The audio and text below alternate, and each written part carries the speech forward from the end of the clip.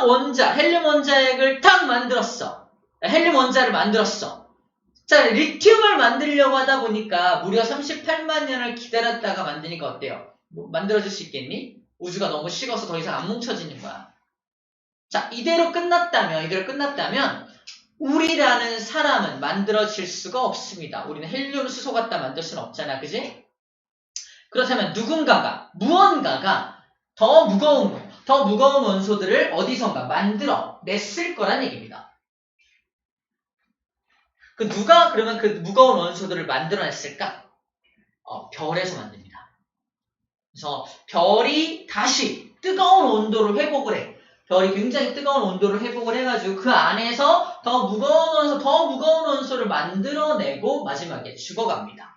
자, 그래서 그 만들어내면서 우주 공간에 무거운 원소를 퍼뜨렸기 때문에 그 무거운 원소로 이제 지구도 만들어지고 그 지구 안에 생명체도 만들어질 수 있었던 겁니다. 그래서 오늘 그 별에 대한 얘기를 여기서 할 건데, 조금 의역을 하면은 별이 없었다면 우리도 없었다는 얘기야. 우린 별이 있어야지만 우리 사람하고 별하고 굉장히 무관해 보이잖아. 하지만 굉장히 뗄래야 뗄 수 없는 관계를 갖고 있는 거야. 별이 없었다면 사람도 없었다는 얘기거든. 그래서 우리는 별에서 온 그대다. 뭐 이런 말을 해요. 줄이면 별그대. 뭐 인물로 봐서나 김수현하고 많이 다르죠? 그래서 그런데 어쨌든 별에서 우리도 역시 별의 자식이다. 별이 있어야지만 우리가 탄생할 수 있었다는 거. 자, 그리고 다시 볼게요. 우주에서 그러면 우주 전체를 보면 아직도 그래도 수소와 헬륨이 제일 많아요. 빅뱅을 통해 만들어진 원자들이 굉장히 더 많기 때문에 아직도 우주 전체로 본다면 수소하고 헬륨이 가장 많고요. 기타 2% 있죠. 이 기타 2%가 그 무거운 원소들을 의미하는 겁니다. 그 무거운 원소들로 만들어진 게 지구하고 사람이잖아. 우주 전체에 존재하는 2% 어떤 그런 물질로 만들어진 것들이 이런 지구와 사람 같은 것들이다 라고 생각하면 될 것 같고요. 자, 두 번째, 지구입니다. 자, 이렇게 질문합니다. 야, 지구에는 그럼 어떤 원소가 제일 많니? 라고 질문을 해요. 뭐가 제일 많을 것 같아, 지구에는? 산소가 제일 많을 것 같죠, 왠지. 하지만 그렇지 않습니다. 공기에만 봐도 산소보다 질소가 훨씬 많고요. 그죠? 질소가 78%, 산소가 21%니까 질소가 훨씬 많은데 이 질소, 산소보다 훨씬 더 많은 게 있습니다. 눈에 안 보여서 우리가 모르는 거야. 지구 내부에 겁나 많이 뭉쳐져 있는 그거. 바로 철입니다. 철. 지구 내부에 철들이 그렇게 많이 모여 있어요. 그래서 웬만하면 지구가 이렇게 지구온난화 사람들이 막 환경 훼손하고 그래도 지구가 막 울거나 상처받지 않죠. 철들어서 그래요. 굉장히 철들어서 해요. 웬만하면 울지 않아요. 괜찮아요. 저 철들었거든요. 안에 엄청 많아요. 이러고 있다는 거죠. 쌤은 철이 안 들었어요. 그래가지고 울어요. 턱 한번 들어보고 울고. 아무튼 중요한 건 1등 체크. 철이 제일 많습니다. 지구에 뭐가 제일 많냐 그러면 철이 제일 많은 거야. 그 다음 많은 게 산소입니다. 쌤 질소가 더 많다면서요. 공기 중엔 질소가 많은데 바로 지각. 땅이 만들어질 때 좀 이따 이제 영상도 볼 건데 땅이 만들어질 때, 지각이 만들어질 때 지각을 구성하는 원소가 SiO4라 그래서 규소하고 산소가 콜라보레이션한 이 물질로 이루어져 있어요. 산소가 굉장히 많이 들어가 있다는 거 정도만 알고 있으면 돼요. 그래서 지구 전체에는 철이 제일 많고 두 번째로 많은 건 산소가 그 다음 많습니다. 그 다음 많은 게 규소 보이죠? 이 자식이 규소예요. 그래서 산소가 2등, 규소가 3등, 1, 2, 3등 정도 기억하면 됩니다. 그 다음 여기 나와 있지 않은데 시험 문제로 뭐가 나오냐면요. 비교해서 지구가 아니라 지각에 가장 많은 게 뭐냐라고 물어보요. 지각이. 땅 끝에 이거죠. 우리가 살고 있는 지각이죠. 그 지각에 제일 많은 건 방금 말한 이거예요. 규소가 들어있는 요거. 그래서 지각에 제일 많은 녀석은 바로 산소가 가장 많습니다. 그 다음에 2등이 규소예요. 그래서 지구에 제일 많은 게 뭐냐? 철이고요. 지각에 제일 많은 게 뭐냐? 산소입니다. 그래서 지각이 이제 한 글자 차이잖아. 시험 문제 풀다가 대충 잘못 읽으면 잘못 찍기 일수의 문제, 지각과 지구를 구별하는 문제가 가장 또 많이 출제되고 우리 낚시질하는 것 중에 하나입니다. 그래서 지각은 여기 산소, 규소가 제일 많다라는 거. 세 번째 사람입니다. 사람은 쌤만 한번 그려볼게요. 다리가 긴 거 보니까 쌤 맞잖아요. 그지? 사람 몸속에는 물이 가장 많이 들어있어요. 사람 몸속에 물이 들어있는 물단지를 한번 그려보는 거예요. 치마 같죠? 그죠? 이제 뭐냐면 사람 몸속에 제일 많은 게 뭐냐면 물이 제일 많고요. 두 번째로 단백질, 세 번째로 지방이 많은 거야. 쌤 딱 봤을 때 이 안에 물이 제일 많고요. 그 다음에 봐봐. 딱 봐도 근육, 단백질 맞잖아. 아니야? 단백질이 제일 많아요. 단백질이 두 번째로 많고 그 다음에 지방. 쌤 보면 잘 모르겠지만 지방이 세 번째로 많습니다. 힘주고 있어? 아무튼 지방이 세 번째로 많아요. 그래서 이거 암기법으로 사람의 몸은 물단지다라고 기억합니다. 물단지. 그때 물은 H2O고요. 단백질도 CHON으로 되어 있고 지방은 CHO로 되어 있거든요. 그래서 나중에 외울 건데 중요한 건 제일 많은 게 H2O니까 제일 많은 원소가 뭐냐 그러면 여기는 산소가 제일 많습니다. 여기 산소 있죠? 산소가 제일 많이 들어있다는 거고요. 두 번째로 많은 게 탄소입니다. 탄소. 요 녀석이 두 번째로 많아요. 두 번째로 많습니다. 탄소가 두 번째로 많습니다. 탄소가 원자번호 6번이고요. 산소가 원자번호 8번이라서 이 녀석은 질량비거든요. 누가 더 무겁냐? 개수가 누가 많냐 그러면 아마 수소가 제일 많을 수도 있어요. 하지만 질량이 누가 제일 많냐 그러면 산소가 제일 질량이 많이 나가고 두 번째로는 탄소가 많이 나가라고 말하는 거야. 그래서 탄소가 두 번째입니다. 세 번째가 수소죠? 세 번째가 수소입니다. 그래서 산소, 탄소, 수소 이 안에 다 들어있어요. 그래서 물단지 안에 다 들어있습니다. 이런 것들로 사람은 구성되어 있구나라는 거예요. 자, 이게 원소의 질량비. 우리를 구성하는, 지구를 구성하는, 우주를 구성하는 원소들의 질량비를 한번 살펴봤고요. 자, 지금부터 정리할 건 뭐냐면 미리 결론부터 얘기해 주는 거야. 자, 무슨 결론이냐? 우주에 존재하는 모든 원소. 자, 현재 우주에 존재하는, 또 지구에 존재하는 원소의 총 종류는 몇 종류냐면 1번부터 무려 118번까지 있습니다. 118번. 자, 원자번호 1번과 원자번호 2번, 헬륨까지는 도대체 누가 만든 거냐라고 했을 때 우리 배웠죠? 이것까지 배웠어요. 바로 빅뱅을 통해서 만들어집니다. 자, 원자번호 3번 리튬이죠. 원자번호 3번부터 그 다음에 어디까지 써야 되나? 철 Fe 26번인데 자, 원자번호 3번부터 26번 철까지가 방금 얘기했던 바로 다시 별의 내부에서 별의 내부라고 해. 별의 내부에서 다시 만들어주는 게 철까지입니다. 시험 문제에 뭐가 또 자주 나오냐면 왜 그럼 별의 내부에서 철까지밖에 못 만드니? 라고 물어봐요. 나중에 외울 텐데 철은 굉장히 철의 원자핵이 굉장히 안정적이어서 그 안정적인 철 원자핵과 또 다른 철 원자핵을 이렇게 뭉쳐야지 더 무거운 게 만들어지는데 너무 안정적이라서 뭉쳐지지가 않아. 그래서 키워드는 안정입니다. 바로 철 원자핵이 너무나도 안정적이라서 더 이상 뭉쳐지지가 않는 거야. 그런데 이 사건으로 그 안정적이었던 철을 뭉치는 사건이 발생합니다. 바로 이 별이 마지막에 뭐 할 때? 죽을 때, 폭발할 때, 폭발할 때 어마어마한 폭발을 하게 되는데 그 어마어마한 폭발 들어봤을 거야. 초신성 폭발. 이 초신성 폭발로 이 폭발력으로 더 무거운 원소가 만들어지는데 27번부터 그 유명한 우라늄 92번까지가 바로 초신성 폭발로 만들어지게 됩니다.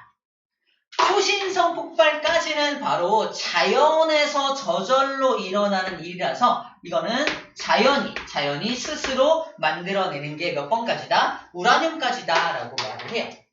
근데 몇 번까지 있다 했으면 처음에? 무려 118번까지 있다 그랬잖아. 그래서 나머지 93번부터 마지막 118번이 오간에서인데 여기까지는 누가 만든 것이다?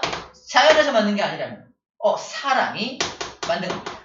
사람이 인공적으로 만들어낸 거예요. 50쪽인가? 원소 주기율표 아니다. 35쪽이다. 35쪽에 원소 주기율표가 나오거든요. 페이지 35쪽에 원소 주기율표가 나오는데 원소 주기율표 보면은 93번부터 118번까지 이름들 한번 쭉 보면은 아주 가관이에요. 가관입니다. 왜 가관이냐면 이 원소들의 이름을 어떻게 짓게 했냐면 만든 사람 네 마음대로 져 이렇게 합니다. 사람들이 인공적으로 원소를 새로운 걸 만들어 내 마음대로 이제 이름을 지을 수가 있는 거야. 그래서 93번부터 118번까지가 되게 이름들이 희한합니다. 코페르니시움 112번 마이트너리움, 다이나마이트 같아요. 마이트너리움. 그 다음에 나는 미국 사람이야. 아메리슘. 나는 폴란드 사람이야. 폴로늄. 그 다음에 나는 아인슈타인을 너는 너무 좋아해. 아인슈타이늄. 나는 맨델을 좋아해. 맨델레비움. 난 노벨을 좋아해. 노벨륨, 로렌슘 등등등. 자기가 좋아하는, 자기가 존경하는 과학자의 이름을 따던가, 자기 나라의 이름을 따던가 등등등 자기가 마음대로 이름들을 붙여놓은 걸 볼 수가 있습니다. 자, 그래서 이렇게 원소들은 만들어진 것이다. 요거가 결론이야. 결국 이렇게 만들어진 게 원소들인데 오늘 살펴볼 게 바로 여기. 지난 시간까지 빅뱅을 통해서 헬륨이 만들어지는 과정을 살펴봤다면 오늘 살펴볼 거는 별의 내부에서 철까지 만들어지는 과정과 초신성 폭발을 통해서 더 무거운 원소가 만들어지는 과정을 살펴볼 겁니다.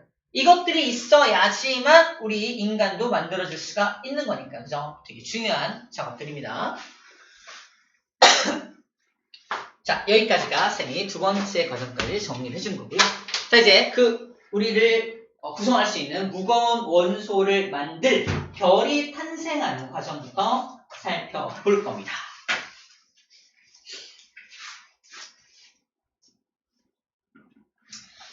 자, 첫 번째 시험 문제로 이런 게 나옵니다. 뭐가 나오냐면 우리 또 낚시질하는 문제가 나오는데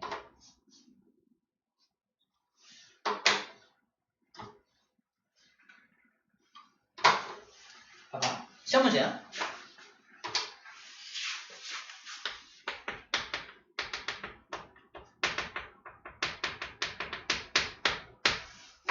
자, 지금은 뭘 상상해 주냐면 빅뱅을 통해서 우주 전체에 수소 기체하고 헬륨 기체가 막 만들어져 있는 상황을 상상해 줘요. 그 기체들이 이제 꾸역꾸역 모입니다. 별이 만들어지려면 아무래도 물질들이 많이 뭉쳐져야 별이 만들어질 거 아니야. 그래서 세 가지를 제시를 할 거예요. 첫 번째가 이렇게 되어 있는 곳과 이렇게 되어 있는 곳과 그 다음에 이렇게 되어 있는 곳을 봅시다. 자, 영역 세 군데를 좀 제시하고 있어요. 자, A라고 하는 곳과 B라는 곳과 C라는 곳인데 자, 이렇게 뭉쳐있는 이런 것들을 뭐라고 불러주냐면 성간물질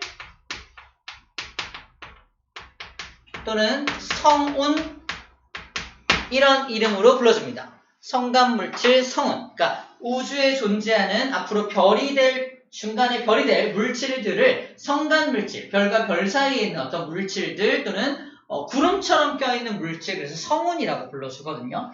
이것들의 정체는 방금 말했지만 수소기체, 헬륨기체, 또 훗날 나중에 모인 성운들은 이제 별이 죽어가면서 뿌려낸 조금 더 무거운 원소들도 이 안에 포함되어 있을 수 있겠죠. 자, 어쨌든 그런 것들이 성간물질, 성운이라고 합니다. 자, 문제입니다. A, B, C 중에서 앞으로 별이 만들어지기 좀 어려워 보이는 곳은 어딘가요?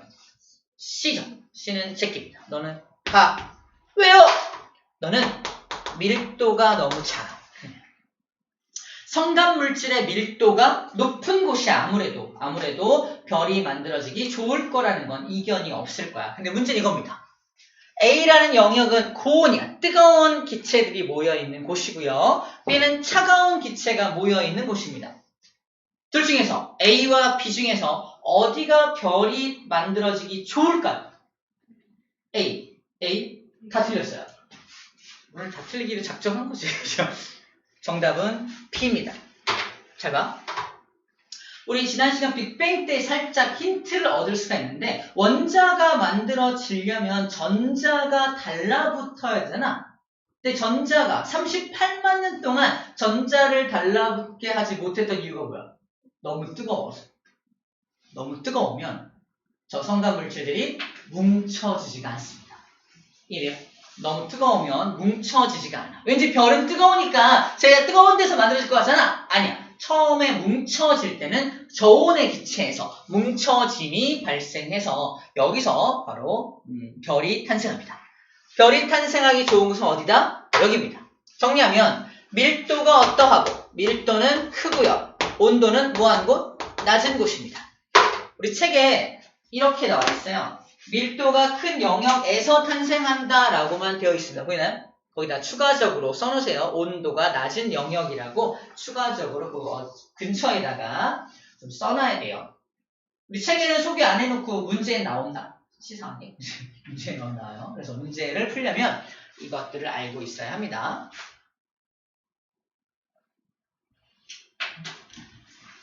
자, 그래서 그림을 잠깐 보면은 이런 성운들이 수소, 헬륨 등의 성간물질이 모여서 만들어진 밀도가 큰 가스 구름이 중력 때문에 수축합니다. 수축을 해요? 수축을 한다. 그러면 여러 개의 원시별이 생기고 수축 때문에 온도가 상승한다. 봐봐. 중력에 의해 수축하여 온도가 상승한다는 표현이 나옵니다. 이걸 그냥 외우면 안 돼요. 여러분들, 중력 때문에 수축하면 온도가 올라가는구나 궁금해해요. 아니, 중력 때문에 수축하면 왜 온도가 올라가지가 궁금해해요. 이걸 혼자 공부할 때는 궁금할 새가 없어요. 새가 없고 그냥 그런가 보다 빨리 외워야지라고 하는데 우리는 궁금해야 돼. 이 궁금증을 해결해가는 과정에서 별의 신비가 풀려나옵니다. 그래서 이걸 궁금해해야 돼. 지금 이거 왜 그럴까 궁금해야 됩니다. 그러다가 이제 별이 만들어져요.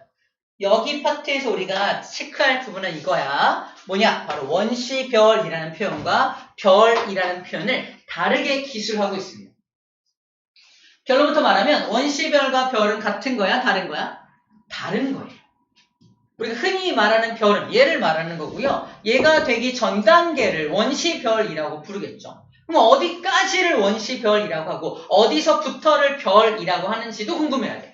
궁금해야 됩니다. 자, 그 기준들을 지금부터 잡아가도록 하겠습니다. 보세요. 칠판에 그림을 그릴게요. 보세요. 아까 저온의 기체가 잔뜩 모여있는 것을 한번 상상을 해볼게요. 저온의 기체가 잔뜩 이렇게 모여있습니다. 성간물질이 모여있는 거야.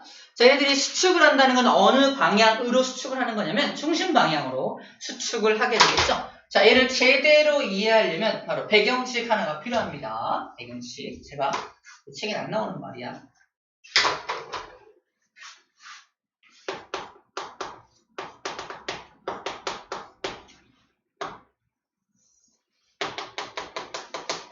이건 지표면입니다. 지표면. 여기 A라고 하는 물체가 이 높이에 떠 있고요. B라고 하는 물체가 더 높이 떠 있어요. 자, A와 B 중에 누가 더 에너지가 많아요? B가 더 많죠? 이 B가 가진 에너지를 무슨 에너지라고 그래요? 위치 에너지. 중학교 버전으로 위치 에너지라고 합니다. 위치 에너지를 기호로 뭐라고 표현하냐면 EP 라고 표현을 하죠. 이때 P가 뭔지 알아요?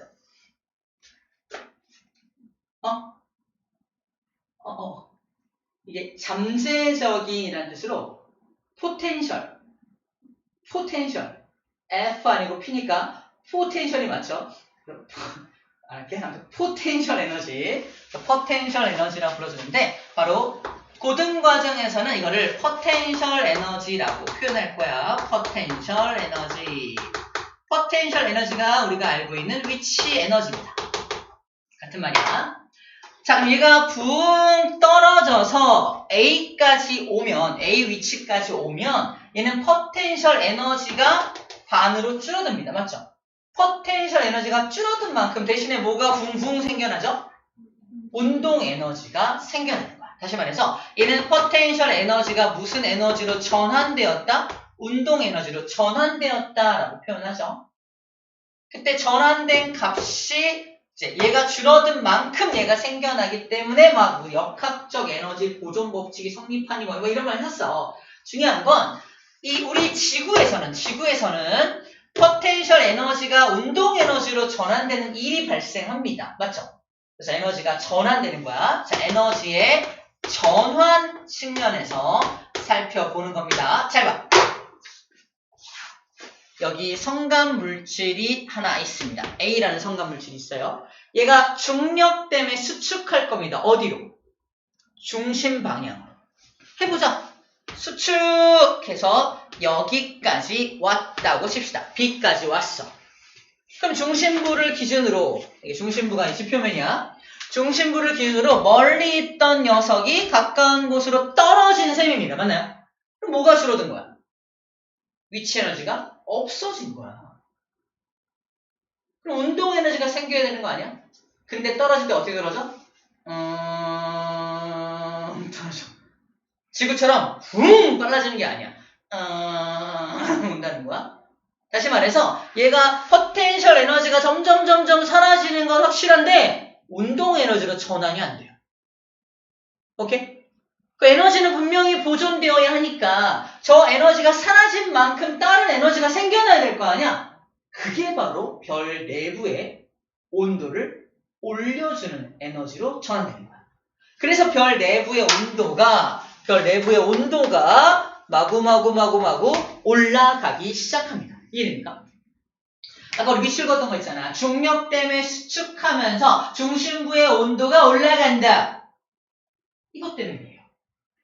중력 때문에 수축하면 그 물질의 포텐셜이 들면서 포텐셜이 줄어든 만큼 그게 열에너지 형태로 전환이 된다라고 보면 됩니다. 그때 얘한테 발생되는 이 에너지를 무슨 에너지를 아냐? 중력 때문에 수축이 일어나면서 발생된 에너지, 중력 수축 에너지라고 표현을 해요. 중력 때문에 수축되면서 발생된 에너지, 그것 때문에 중심부의 온도가 올라간다라고 표현합니다. 책에선 이런 설명이 있다 없다? 안타깝게도 없어요. 그냥 수축하면 온도가 올라가는 거야 라고만 얘기하고 있습니다. 이때 중력 수축 에너지 때문에 온도가 올라가는구나 라는 겁니다.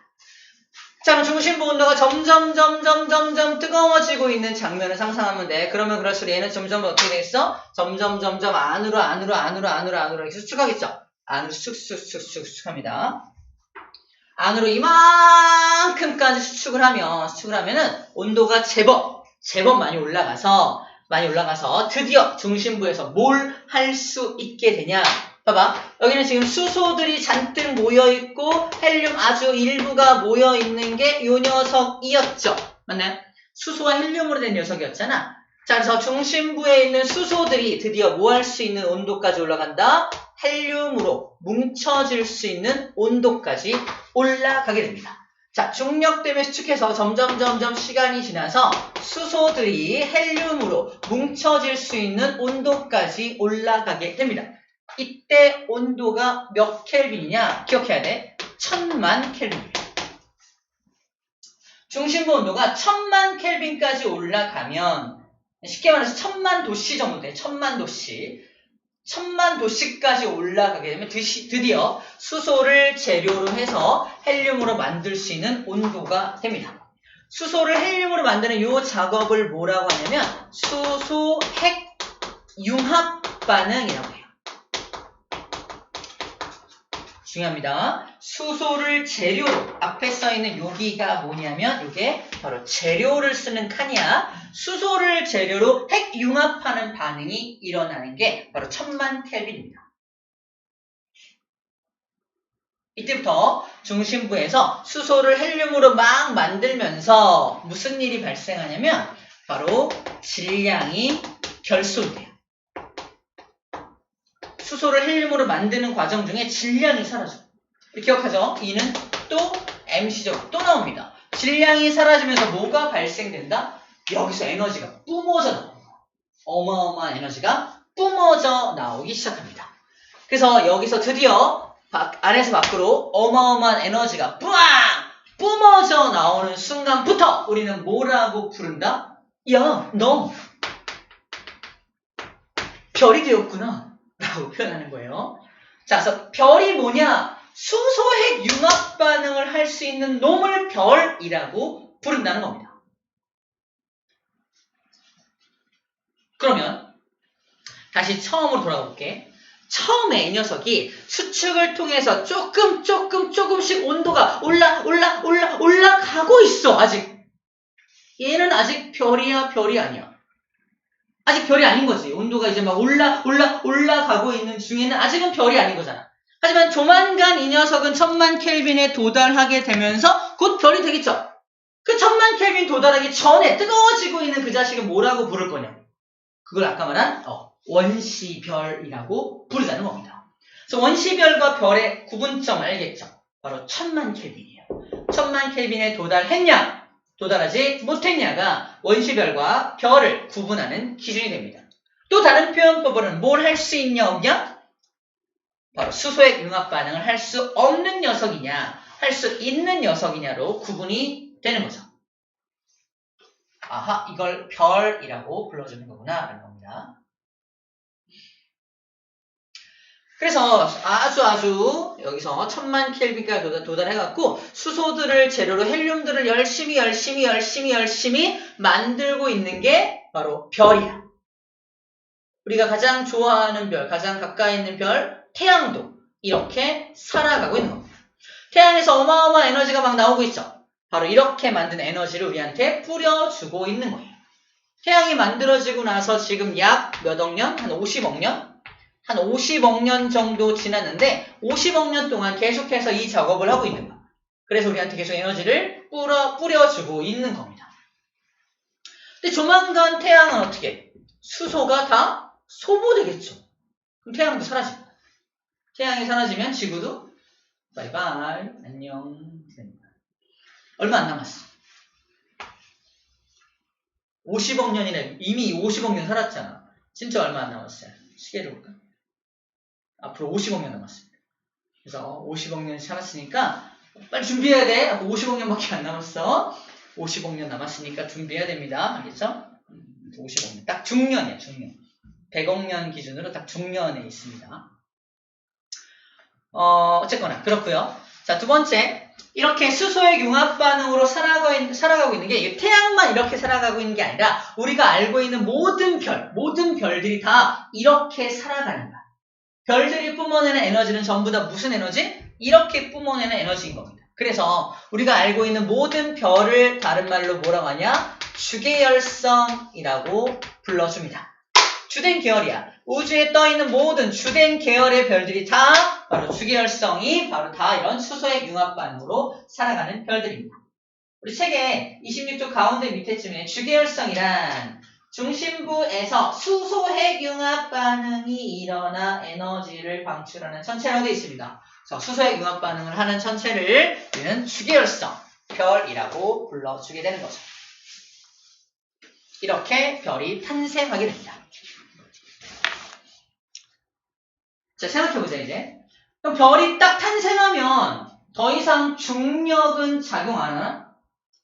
중력은 늘 작용하고 있는 거야. 밖에서 안으로 들어오려고 하는 힘, 바로 중력입니다. 들어갈 거야! 중력이 작용하고 있는데, 안에서 밖으로 나가려는 힘이 발생하면서 요 두 힘이 평형을 이루게 돼요. 잘 봐. 현상적으로 우리가 어제의 태양, 오늘의 태양, 크기가 같은가요? 다른가요? 같죠? 크기는 변함이 없는 거야. 별들의 크기가 왜 변함이 없냐라고 질문할 겁니다. 질문을 받을 거야. 별은 중력 때문에 수축해가지고 중력 수축으로 온도가 뜨거워지는 것들이 별이었잖아. 그지? 계속 수축해야 되는 거 아니야?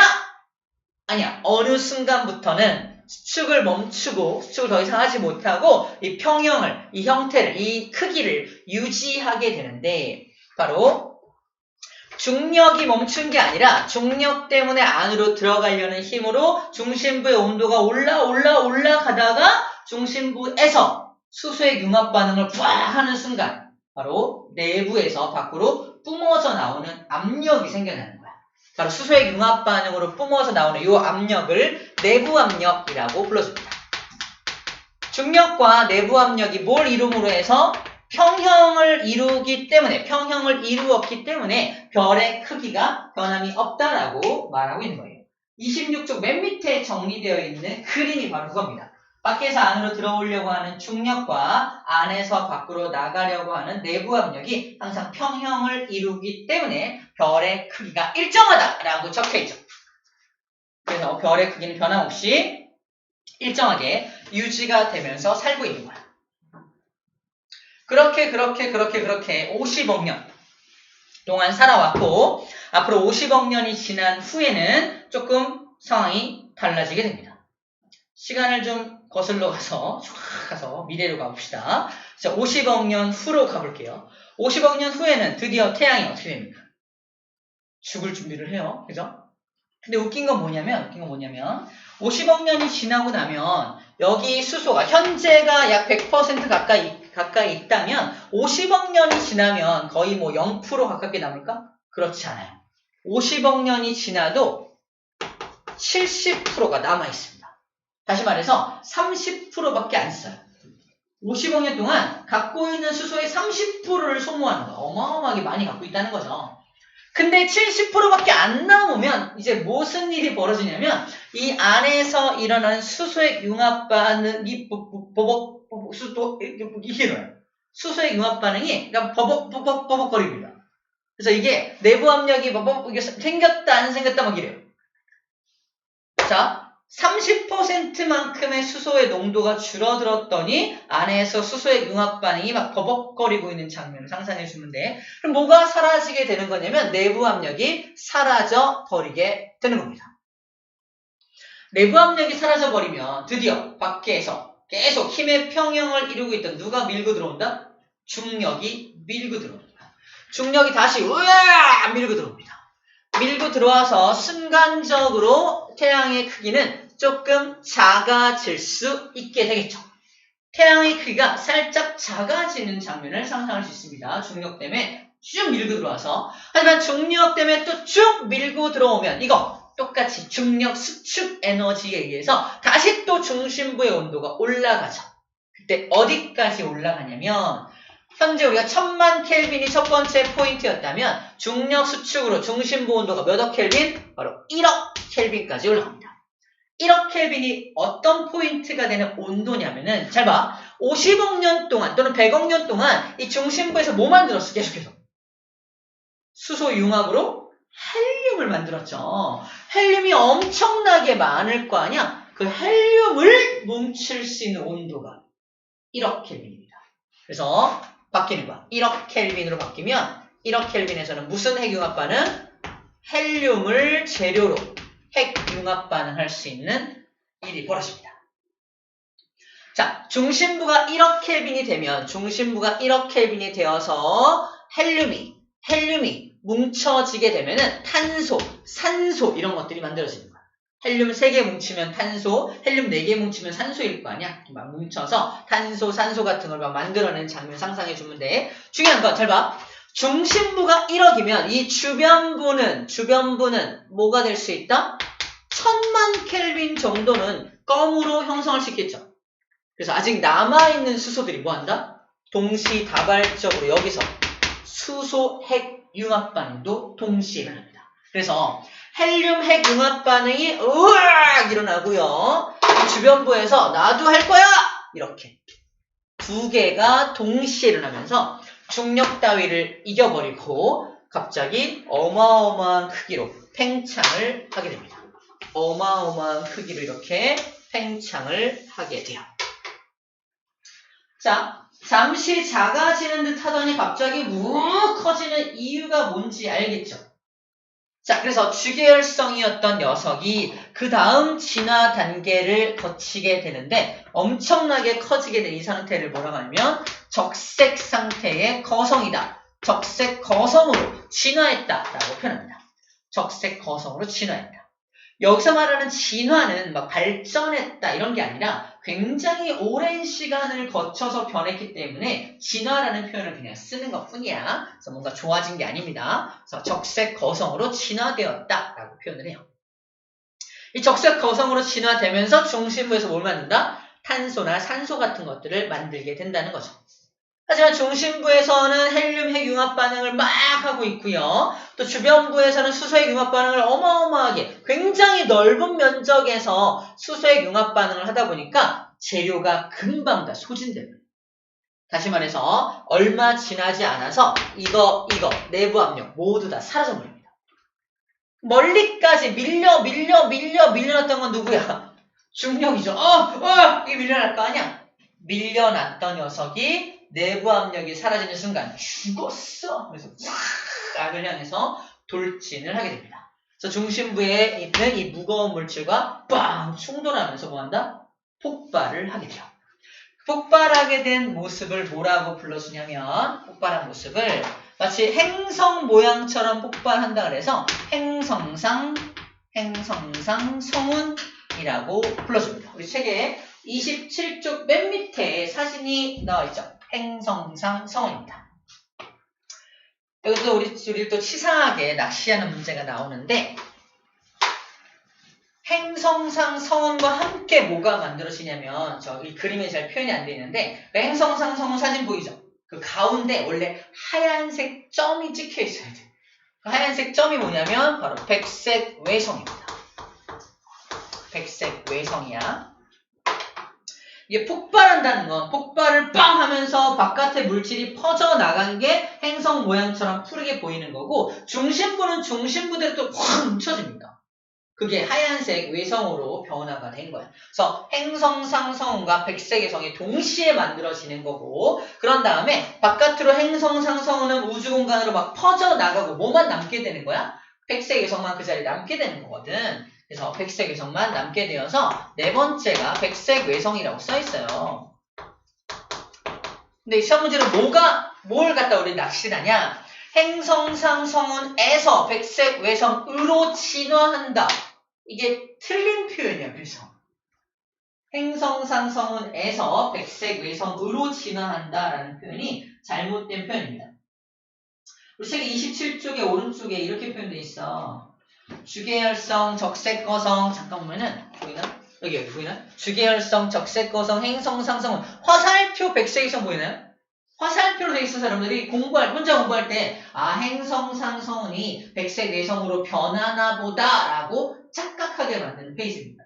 하지만 그렇지 않다는 거야. 행성상 성운과 백색 외성은 동시에 만들어지게 되고요. 나중에 백색 외성만 남게 된다는 표현이 더 정확한 표현입니다. 아마 학교에서 이걸 설명을 하실 거고 이 설명을 통해서 문제를 분명히 내실 수 있습니다. 자, 그 얘기를 좀 해준 거예요. 그렇구나. 재밌는 건 얘가 이렇게 엄청 커지는 적색 거성이 되면서 궤도를 어디를 먹냐면 현재 이게 태양이 여기 있잖아. 수성, 금성, 지구, 화성이지. 화성 궤도까지 먹어요. 그러니까 이게 적색 거성으로 진화되면서 뽀각, 수성, 뽀각, 금성, 그래서 지구, 그죠? 태양이 집어삼킵니다. 태양이 집어삼키면서 엄청나게 커지게 되니까 준비해야 된다니까 빨리. 55년밖에 안 남았다고. 준비해서 다른 데 빨리 가야 돼요. 자, 아무튼 이렇게 진화를 합니다. 자, 이런 힘의 관계가 태양 정도 질량 가진 별은 이렇게 진화를 하고요. 태양보다 최소 10배에서 크게는 30배까지 10배에서 30배 정도 질량이 큰 별들은 남다른 규모로 더 무거운 걸 만들 수 있겠죠. 힘 관계는 똑같아. 더 남다른 규모로 더 무거운 것들을 만들어낼 수 있겠다라는 거 정도로만 생각해주면 될 것 같고요. 그래서 걔네들도 처음 시작은 똑같이 주계열성인데 남다른 규모의 커다란 이제 어떤 빨간색 거성이 되기 때문에 그걸 초거성이라 부르고 폭발도 남다르겠죠. 남다른 폭발을 아까 얘기해서 봤던 초신성 폭발이라고 불러주는 거야. 남다른 폭발로 우주 공간에 우라늄까지 만들어서 터뜨리게 되는 거죠. 그림을 잠깐 볼게요. 그래서 남다른 규모가 바로 이런 겁니다. 이 그림이 자주 나올 거예요. 남다른 규모로 만들어지기 때문에 이게 이제 초거성 상태로 확 커졌을 때 모습인데 중심부에서는 철을 만들고 그다음에 뭐 10억 켈빈, 뭐 5억 켈빈, 뭐 1억 켈빈 나올 거야. 그래서 이 켈빈도에 따라서 가장 무거운 거, 그다음 규소, 황, 여기 산소, 네온. 산소 만들어지는 게 아까 헬륨 핵융합 반응이었잖아요. 여기가 아마 1억 켈빈, 탄소, 산소, 헬륨 이런 거 만들고 있죠. 그래서 중심부가 철을 만들고 있으니까 그 주변부의 온도가 그보다는 조금 낮고 조금 더 낮고 할 테니까 그 밖에 기타 다른 무거운 원소들도 동시다발적으로 막 만들고 있는 장면을 상상해 주면 되겠어요. 그 내부 압력이 어마어마하겠죠. 중력 다위기 엄청 커졌다가 자 이런 모든 내부 압력이 다 끊어지게 되면은 멀리 밀려났던 중력이 안으로 밀고 들어오면서 어마어마한 폭발을 일으키게 되는데 그게 바로 초신성 폭발이 되겠습니다. 초신성 폭발의 사진인데 이게 눈으로도 관측될 정도로 어마어마한 폭발, 우주쇼라고 말을 하기도 하는데요.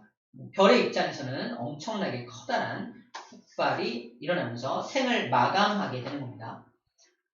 자, 이제 초신성 폭발을 하면서 두 가지로 갈라지는데 한 10배 정도 질량이 되는 태양보다 10배 정도 질량을 가진 별은 중성자 별이라는 별로 진화를 하게 돼요.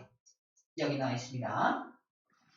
초신성 폭발을 통해서 한 10배 정도 질량 가진 녀석은 중성자 별로 진화를 하고요. 30배 이상 정도 되는 별이 바로 그 유명한 블랙홀로 진화합니다. 블랙홀이 누가 갖다 이렇게 갖다 놓은 게 아니라 별이 마지막에 죽을 때 블랙홀로 진화할 수 있다는 거야. 이름이 왜 블랙홀이냐면 빛이 빨려 들어가면 빛이 못 나와. 그래서 시커매. 빛이 나오지 못하니까 까맣게 보입니다. 그래서 이름이 블랙홀이야. 빛도 한번 빨려 들어가면 그 빠른 빛도 빠져나오지 못할 만큼의 어마어마한 중력을 가지고 있는 녀석이 블랙홀이 되겠습니다. 그래서 우리 은하 안에만 블랙홀이 한 20개 정도가 있다고 합니다. 그래서 그게 누가 블랙홀을 만드는 거다? 별이 아주 커다란 별. 태양보다 30배 이상 큰 별이 마지막에 죽을 때 블랙홀로 진화할 수 있구나라는 정도로 정리해주면 되겠습니다.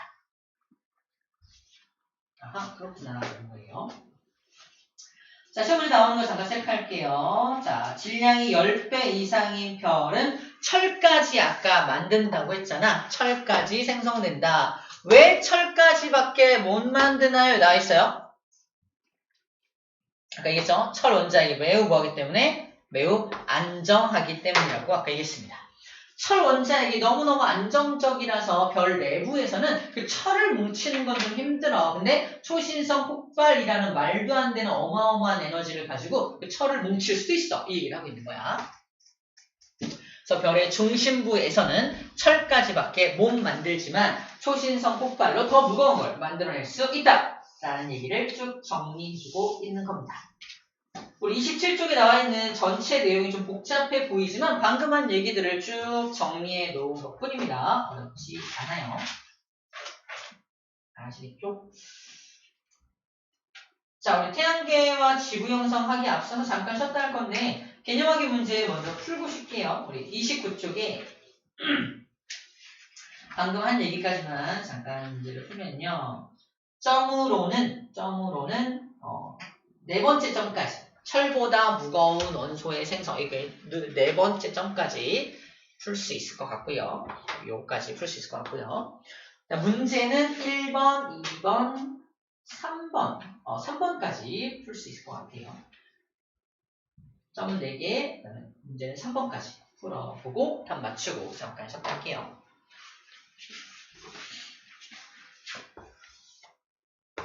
4번까지 마쳤네요.